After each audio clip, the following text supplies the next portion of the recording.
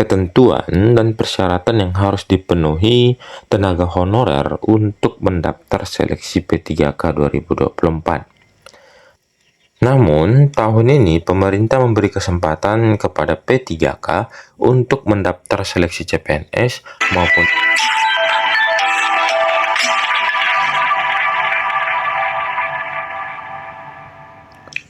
Halo para sobat semuanya, apa kabarnya? Semoga para sobat dalam keadaan baik, dalam keadaan sehat, dan kita tetap menanti informasi baik mengenai rekrutmen atau pendaftaran CSN, baik itu CPNS maupun pengangkatan P3K. Nah, teman-teman jangan lupa tetap dukung channel ini agar semakin berkembang. Channel Sobat Beken, belajar keren, berita keren seputar pendidikan, like, komen, dan subscribe. Nah, teman-teman, kita berbagi informasi baik, ketentuan dan persyaratan pendaftaran P3K 2024 disahkan Menpan RB. Ada aturan baru untuk pelamar. Nah, di sini teman-teman akan dijelaskan bahwa dalam pendaftaran P3K ada aturan baru yang sebelumnya diubah ataupun ditambahin dalam persyaratan ataupun ketentuan pendaftaran P3K 2024. Nah, kita langsung saja ke informasinya.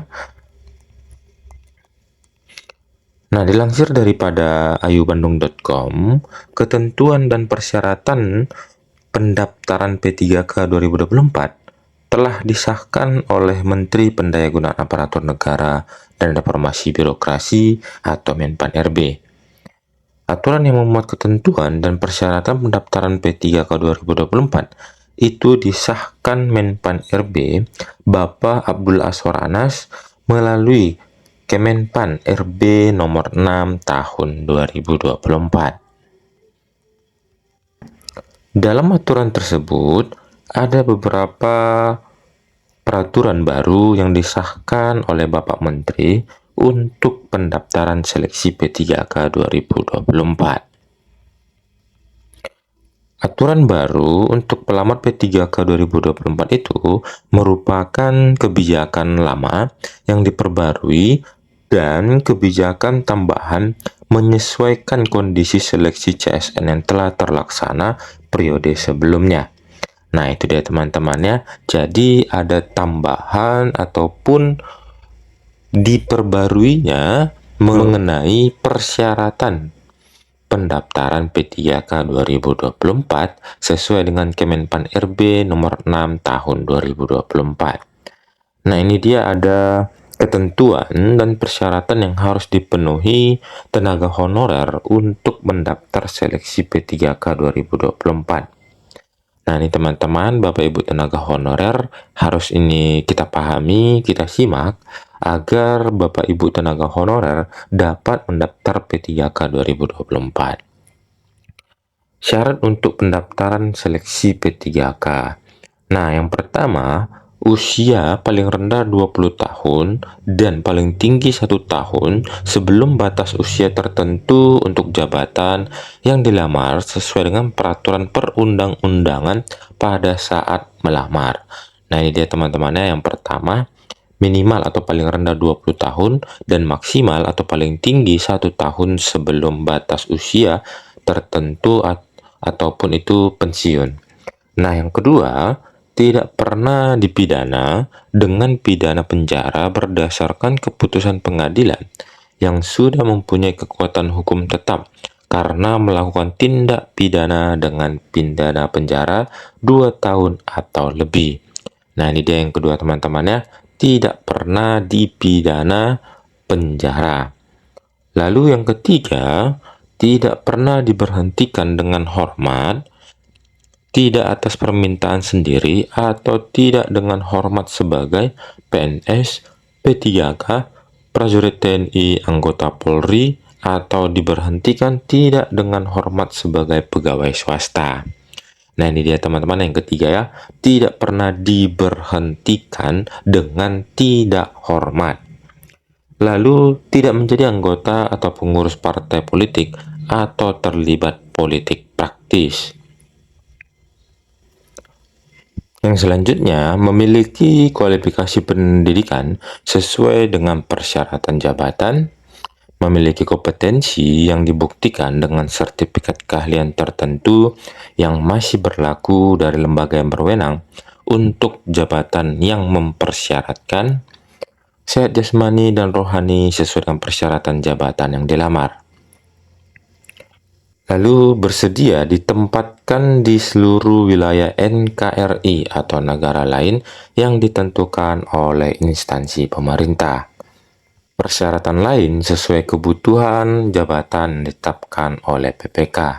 Nah, itu dia teman-teman ya, syarat agar kita bisa mendaftar P3K 2024. Akan tetapi teman-teman, selain syarat yang di atas, terdapat ketentuan lain yang pelamar harus penuhi agar bisa mendaftar P3K 2024. Jadi teman-teman, tadi sudah dijelaskan syaratnya, akan tetapi selain syarat tersebut, ada ketentuan agar Bapak Ibu tenaga honorer dapat mendaftar P3K 2024.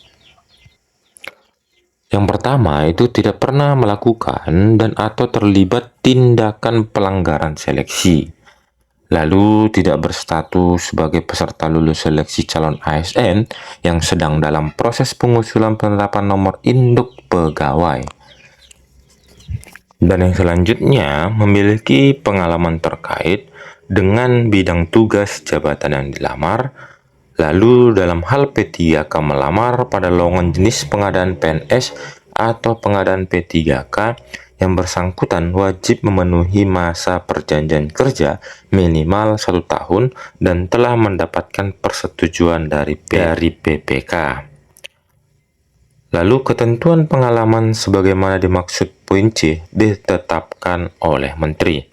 Nah, pada periode sebelumnya, P3K dilarang mendaftar CPNS maupun formasi P3K yang berbeda.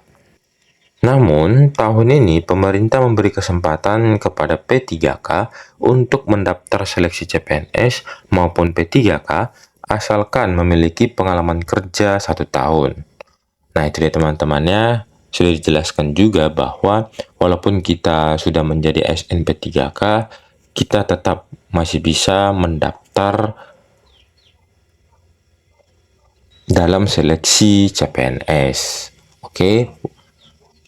Jadi, walaupun kita mendaftar CPNS, tidak diharuskan atau tidak diwajibkan kita itu mengundurkan diri terlebih dahulu. Jadi, walaupun kita masih ASN P3K, tanpa mengundurkan diri kita dapat mendaftar CPNS 2024. Yang selanjutnya, pada aturan sebelumnya, pemerintah menolak pelamar yang terlibat kecurangan seleksi pada 3 periode sebelumnya. Namun kali ini, pemerintah sudah menutup rapat kesempatan bagi pelaku kecurangan seleksi CSN.